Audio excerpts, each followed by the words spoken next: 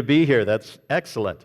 So I want to finish, or kind of keep going a little bit on what I was talking about last week, because as you remember, there's this, one of the most famous sayings that Jesus ever said, amongst many, but, as he's holding up that coin, and he says to the Pharisees, and then, of course, they're trying to trap him, and it's all about taxes and Caesar and so on, and he makes this famous statement, as he's holding up the coin of the denarius, Tiberius Caesar's, on the face, and he says, whose face is on? Whose image is this?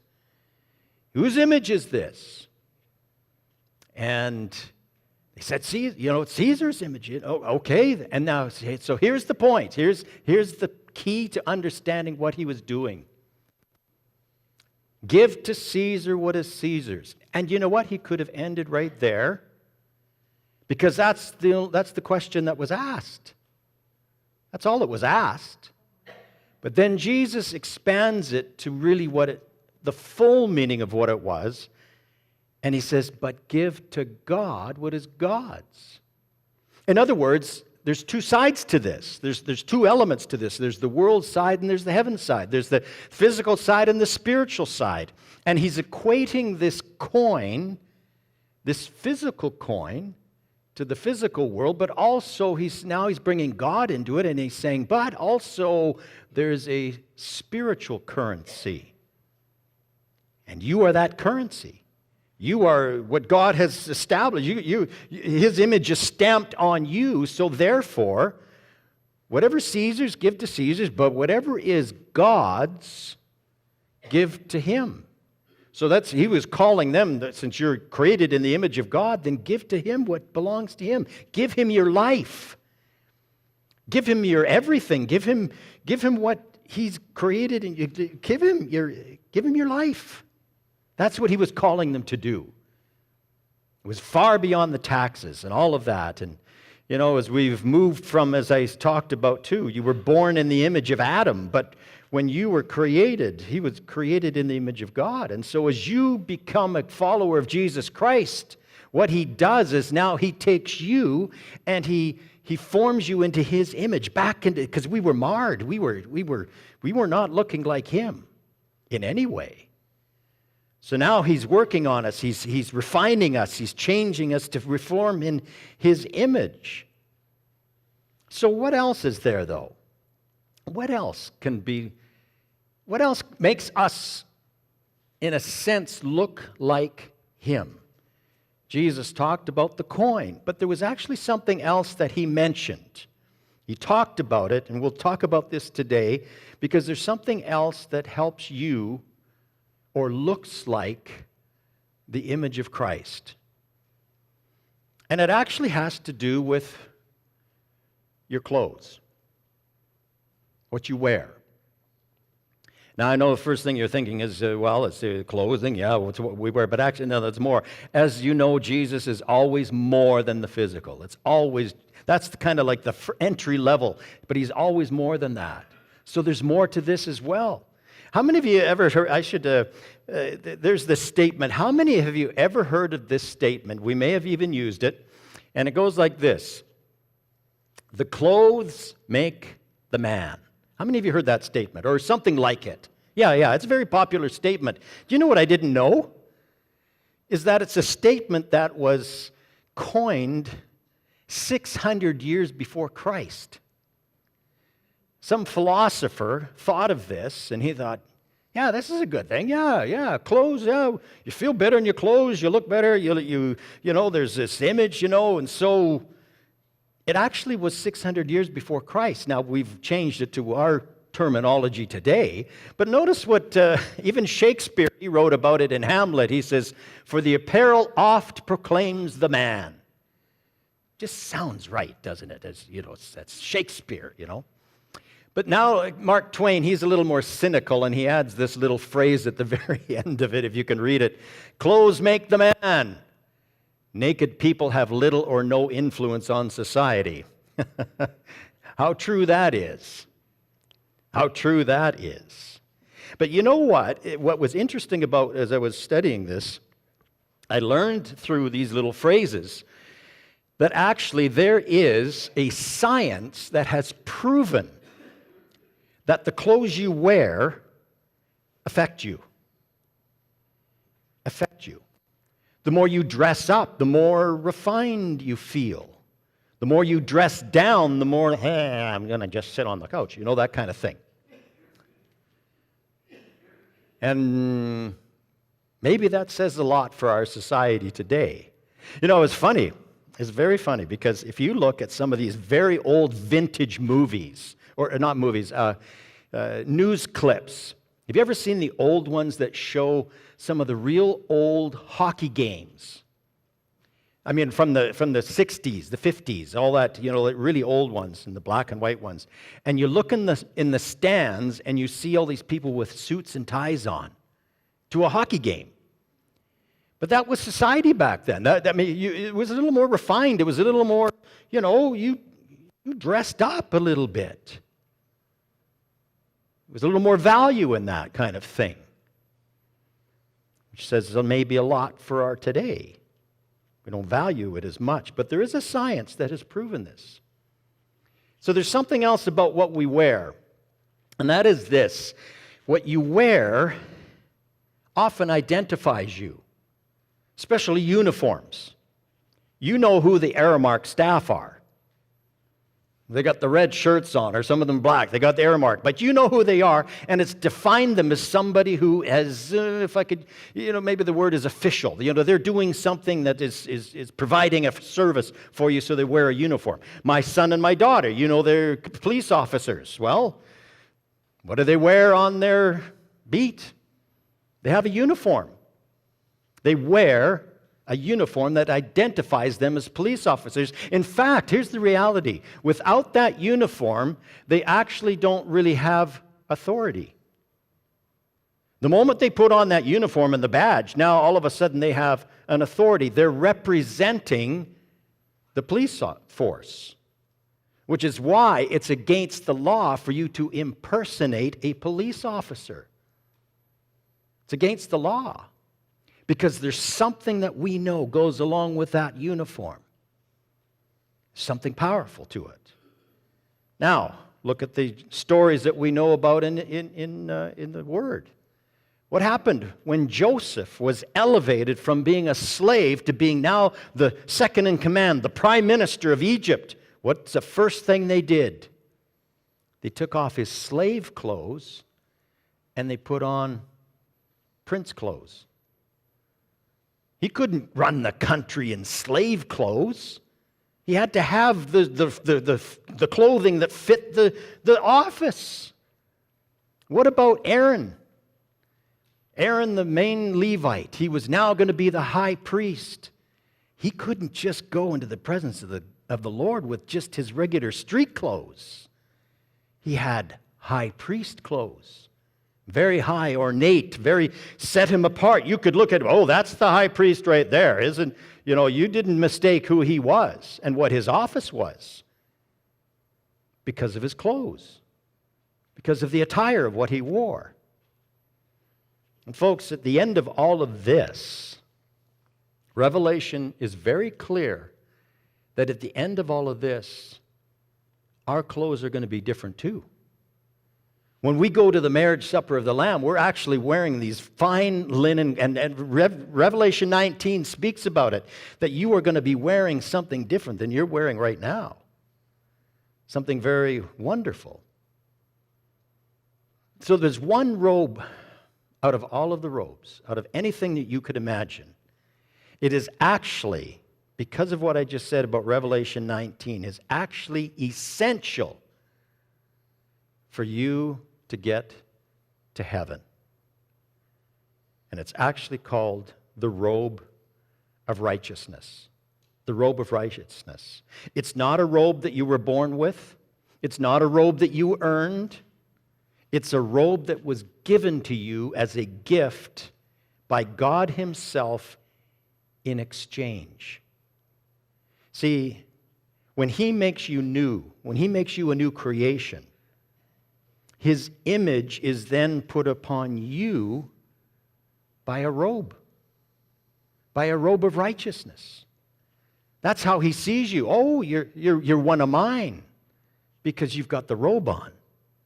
See, when we are in heaven, of course, we're going to be wearing this, but we're do it now, even in this place here. But there's a wedding that's being prepared for us that he expects us to be wearing proper clothes. The robe of righteousness. Let me prove it to you. Isaiah 61 says this, I will greatly rejoice in the Lord. My soul shall be joyful in my God, for he has clothed me with the garment of salvation. He has covered me with the robe of righteousness. As a bridegroom decks himself with ornaments, and as a bride ordains herself with jewels. So there's clothing requirements to come to this. You see, if you don't wear the right robe at this wedding, it's a problem. Let's see what happened to this guy. This guy comes in. He thinks he can just get in without anything. So here's what happened. This is Jesus talking. He's talking about this wedding time coming that God is preparing. So those servants went out into the highways and gathered together all whom they found, both bad and good, and the wedding hall was filled with guests. But when the king came in to see the guests, he saw a man there who did not have on a wedding garment. So he said to him, Friend, how did you come in here without a wedding garment? And he was speechless. Then the king said to the servants, Bind him hand and foot, take him away, cast him into outer darkness. There will be weeping and gnashing of teeth. In other words, there's a difference between heaven and hell here. And the difference is, what are you wearing? What are you wearing? See, this guy, he got in because he was actually wearing counterfeit clothes. He was wearing counterfeit clothes. He wasn't wearing the proper attire. It looked like it was, but it wasn't right because the king noticed right away. That's not a robe of righteousness. Oh, it looks like you are godly. It looks like you have a good life. But that's not what separates you from being in the kingdom and out of the kingdom. 2 Timothy says this, having a form of godliness but denying its power, from which people will turn away. In other words, what does that mean? It means that there's a lot of people who look Christian, who act like they're part of the club, so to speak. But they've never invited Jesus into their life. They've never said, Lord, I want you to be Lord of my life. I want you to control my life. I give you everything, God. That's what I want, you to control my life. But there's other people that say, I don't want God to control my life. I'm going to look like a good Christian. I'm going to act like this. I'm going to talk like all these kind of little things. But I don't really want to surrender my life to Jesus. So they look like they're wearing the right clothes, but it's a counterfeit. And they'll be found out. So let me define righteousness to you. Because I know that's a big term. It's a kind of broad, but let me just kind of narrow it down. There's two ways to think about it. First of all, God is righteous. In fact, it's not just, oh God, you do righteous things. No, God is righteous. He is righteous. That's his essence. That's who he is. What does that mean? This is what it means. It means that he can never make a wrong decision. Everything he does is right. He never does anything wrong. That's why when you can say there's no evil in God, that's true. There is no evil in him. There's no desire for him to destroy you or to create evil for you. No, he only wants good for you. He is righteous in all of his ways. He will always make a right decision. Well, how does righteousness then fit with us? Because I don't think we all make right decisions. No, you see, when Jesus puts a robe of righteousness on you, what he's doing is actually positionally making you righteous. He's positionally putting you into a place that's part of the family, even though, we're not going to make the right choices all the time. There's going to be sin. We can't say we're sinless. There's still going to be sin in our life. However, we're wearing that robe, and positionally, he's saying, but in me, you're righteous. I look at the robe you're wearing. You surrendered to me. I'm working on you.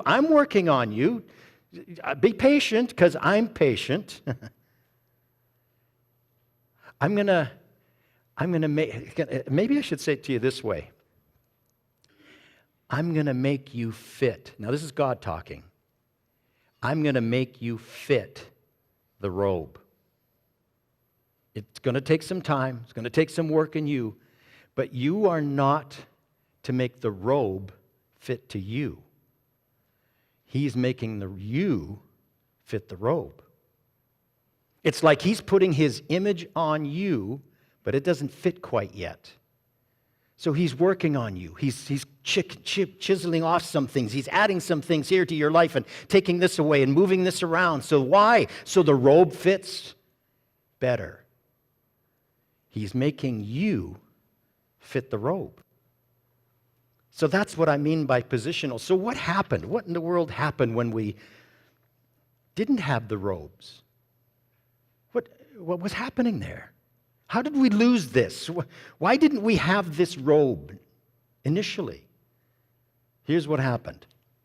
Man, before the fall, was righteous. He was actually good. He was made good. God didn't create evil. He was made good. Adam and Eve were good. In fact, remember I said God could never make a wrong choice because he's righteous? Actually, neither could Adam and Eve. Every decision they made was a right one, except one.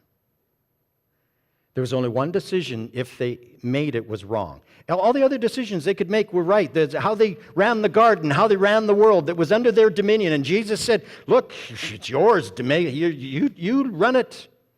I'll give you, you've got wisdom for this. I've created you for this. But there's one decision that few make, it's wrong. And it'll cost you. So now Satan knows that, and so he comes along, and what does he do? He says, look, I think there's more you could know. I think there's more you could experience. I think there's more you could learn. Let me offer you this. And it's almost as if he's holding up a different robe to them. Doesn't this look a little bit better? Oh, this is really nice. In fact, you wear this, you're going to know good and evil. You're going to know what God knows. You know, he's deceiving them. Wear this. This is a good one. And so they got deceived and they thought, yeah, that looks like it's a nice robe. Yeah, maybe I'll try to fit that on. And all of a sudden, as they rebelled and made the wrong choice, it's like they lost everything. They lost the robe. They lost that righteousness. They lost everything they had. And now what were they? Naked. And now what's the first thing they do? They try to make their own clothes. Oh, these fig leaves. Man, they look, sure, let's try that. To put them on and whatever else. But then, unfortunately, God shows up, the master maker of the clothes, and what does he do? How do they feel? Oh, man, these clothes aren't good enough around God. Whoa, man, I think we're going to hide here. Those fig leaves, they're not big enough. They're not good enough. Here's the master seam maker looking at them with their little fig leaves. So what happens is he's, actually, how many of you ever had this little dream? You've had the dream where, I think we've all had it. You're standing in front of an auditorium of people. There's thousands of people, and you're the main speaker, but you're standing up there in your underwear. How many of you have ever had that dream? Am I the only one? Come on, there's got to be. Okay. Yeah, okay, thank you. Yeah, it's actually a very common dream. But think of now Adam and Eve standing before God. Doesn't fit. This is embarrassing. I'm not wearing the right clothes. How can I wear this in front of God? And God sees that and you realize, oh, what happened to you? What happened to you? You're not wearing the clothes that I put on you. Why did you take them off? What decision did you just make that took that robe off you? You see, they tried to make their own righteousness, but it never works. Romans 3:10 says this, as it is written, there is none righteous, no, not one, for all have sinned and fallen short of the glory of God. In other words, you're not wearing the right robes. And you'll never be able to make the right robes. You're not the master maker of these things. So how do I get this robe? How do I get it back? How do I get something to cover me other than these fig leaves? Well, here's what happened. God set the stage for true righteousness by shedding the blood of an innocent animal and providing Adam and Eve with skins. Now, it wasn't the true righteousness, but you see now Adam and Eve could not say that they were naked anymore because, see, God clothed them. But it was only for temporary purposes. It was only to show a foreshadowing of ultimate righteousness of what would be provided through Jesus through the cross. Through Him shedding His blood, through Him bringing out, taking your robe of the sin and putting it on Himself. Well, let's find out what He says in 2 Corinthians 5. He says this, for He made Him, Jesus, who knew no sin. He had good clothes. He had the right clothes. He was fully righteous in everything He did, that we might become the righteousness of God in Him. What does that mean? Here's what it means. Jesus on the cross, naked on the cross, He took on our nakedness. And then He takes on our sins, wears, in a sense, your clothes, your fig leaves, your whatever you want to call it. And then He turns it around and He says, okay, I'll wear yours, but when you choose me, I'm going to give you this robe of righteousness. Because when you surrender to Jesus Christ, now you're wearing a robe that covers everything. He gives you this righteousness. He gives it to you as a free gift. So now when your Father looks at you, He doesn't just see you. He doesn't see you, Heidi. He doesn't see you, Ernie. He doesn't see you, John. He doesn't see you, Alice. He sees Jesus walking with you. You're wearing His robe. That's how He views you. That's how He sees you. How do you receive this gift? I'll tell you this, you never work for it. You can't earn it. It is a gift from God. We may not know about it, but here's the thing. Here's the thing, and I said this about before, and I'm going to close shortly here. When people can come into a church and they can have this feeling like they're righteous, you know what you end up doing? You come to church as an obligation. You say prayers that are mindless. You might even take communion and not even reflect on your life. Why? Because it's just a thing. It's just something we do. I even paid for somebody's stuff at Tim Hortons. Now, that doesn't make you a Christian.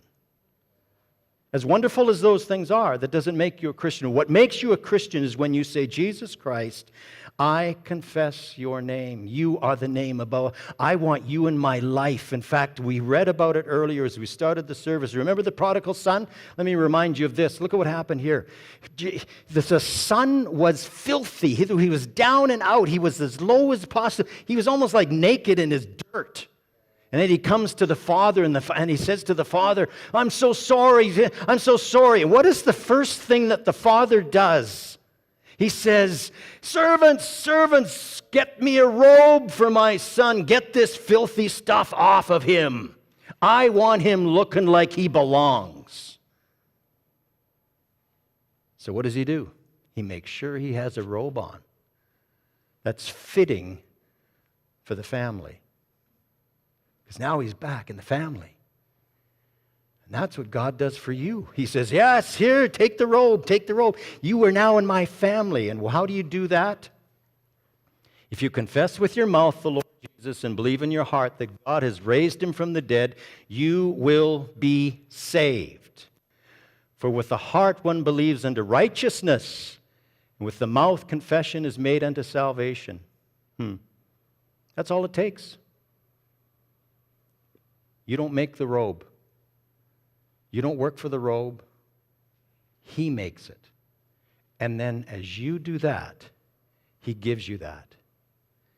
And just as David also described the blessedness of the man to whom God imputes righteousness apart from works. In other words, that's what he's saying here. You can't earn this. This is just something you asked for.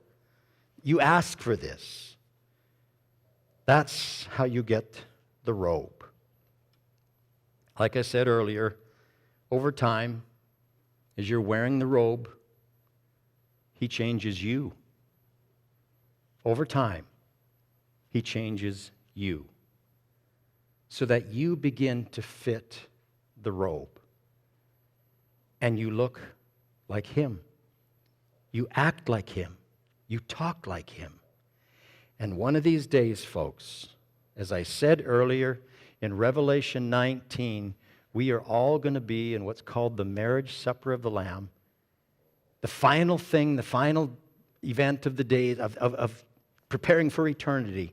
And He talks specifically about us wearing clean robes of fine linen, made by the master maker Himself for all to wear for all of eternity. That He gives you even now a start to wear now. So that's the image of God that He wants to work in you. So with that in mind, can I get you to, Diane, could you come? Can I get you to bow your heads for a moment and just keep your minds thinking about what I just said, and especially on this verse. And I just would like to ask you one thing, and just keep focused on this. Maybe you don't have that robe on right now. Maybe you don't have what I just talked about. Maybe this is something you've tried yourself and realized you fail every time. But that's not what God said. You don't need to work this out. All you need to do is just say, Lord, I need you in my life. I need your image in my life. I need you to work your righteousness out in me. So let me just ask you this. As you're all bowing your heads, please, and your eyes are closed. If you do not have that robe, and you would like to, I'm not embarrassing you or anything. I'm just going to ask you to do this. Just quickly raising your hand, say, yeah, that's me. I need to wear His robe. I'm not wearing it right now, but I'd like to wear it. If that's you, just quickly raising your hand. Thank you, yes. Thank you. Anybody else? Yes, thank you. Is there anybody else?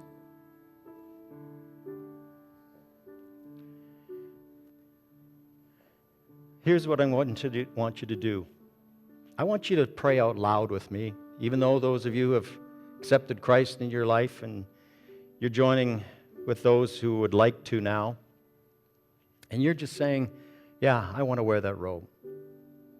All I would like you to do, I'm going to pray, and you pray after me.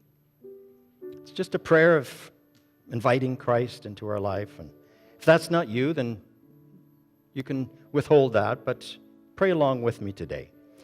Say this with me. Dear Jesus, you died on the cross for me.